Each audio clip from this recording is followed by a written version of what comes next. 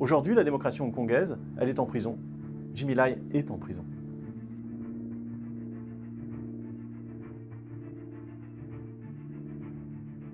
En 2014, alors que je venais de commencer à travailler pour Reporters sans frontières, on m'a dépêché dans la zone administrative spéciale, qui était alors en plein émoi, puisqu'il y avait un mouvement démocratique d'une ampleur sans précédent pour défendre les libertés publiques à Hong Kong. C'est ce qu'on a appelé Occupy Central, ou le mouvement des parapluies. Et il est clair que partout où j'allais, à la rencontre des défenseurs des libertés publiques, on me disait « mais il faut absolument que tu rencontres Jimmy Lai ». Jimmy Lai, c'est le patron de presse hongkongais mythique. Il a fui la Chine communiste et il a décidé de créer un journal, Apple Daily, en 1995, avec une liberté de ton qui était visible dans les kiosques tous les jours. Jimmy Lai, je n'ai pas réussi à le trouver. Il n'était pas à son bureau, il n'était pas dans sa rédaction, il n'était pas à son domicile. Et puis un jour, lors d'un rendez-vous, la personne avec qui j'étais me dit « mais Jimmy, il est là, en bas, en contrebas. Il était sur le boulevard de Occupy Central, le lieu où toutes les manifestations se produisaient. Alors je suis allé le voir et je lui ai demandé pourquoi il était si difficile à trouver. Il m'a dit bah, « ma place est ici, là où la démocratie se joue ». Aujourd'hui, la démocratie hongkongaise, elle est en prison.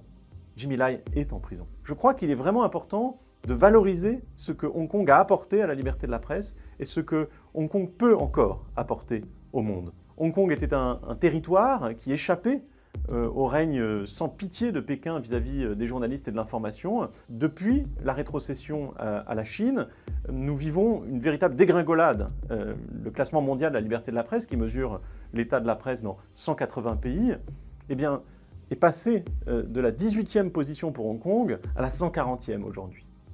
C'est dramatique. Et il y a des forces aujourd'hui qui se battent avec une ténacité, un espoir qui n'est jamais démenti, pour continuer à informer leurs concitoyens. Je pense à Hong Kong Free Press, par exemple, qui depuis 10 ans permet aux citoyens d'accéder à une information fiable. Reporters sans frontières est déterminé à continuer le combat pour Jimmy Lai et ses camarades de Apple Daily. Ils sont 7 désormais en prison, avec des procédures qui n'en finissent pas. Et Apple Daily a cessé de publier le 24 juin 2021, après un raid de police spectaculaire avec 500 policiers qui ont débarqué dans la rédaction, qui ont perquisitionné partout, qui ont menotté des rédacteurs. Le lendemain, 1 million de Hongkongais sont venus acheter Apple Daily dans les kiosques. Apple Daily, il l'a conçu comme une arme pour lutter contre la tyrannie. Alors aujourd'hui, Apple Daily revient pour une édition spéciale. Cette édition, c'est nous qui l'avons concoctée avec tous ceux qui aiment la liberté de la presse à Hong Kong. Parlez-en autour de vous, nous le distribuerons dans les lieux de pouvoir. Il est important de parler de Jimmy Lai, 77 ans, en prison aujourd'hui.